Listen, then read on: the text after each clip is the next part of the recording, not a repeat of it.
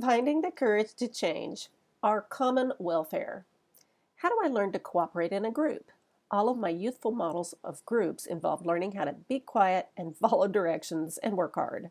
A child has parents and teachers always in charge. At work, there's a boss. I learned how to go with the flow, do what I was told, and get my work done. I learned how to complain. I learned how to be dissatisfied with the leader and the other group members. I learned how to resent and resist others. But I didn't learn the art of cooperating. I didn't learn how to work together with others in a group. I prefer to be alone and in charge. I'm only beginning to see that I'm stuck in a childish model of behavior. I don't know how to develop these cooperative skills. I'm just recognize that I want to change.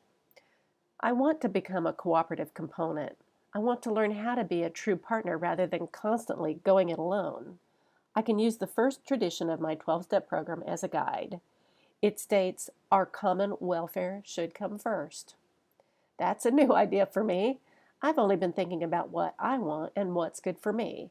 I'm not very skilled at balancing my wants versus the group welfare. It's always been all or nothing, either self-sacrifice or self-indulgence. As a group member, I can have my feelings and express my opinions, but I must respect the feelings and opinions of my group members. Group decisions may not make me immediately happy, but ultimately we will all benefit. I can let go of my need to control and learn to cooperate for our common welfare.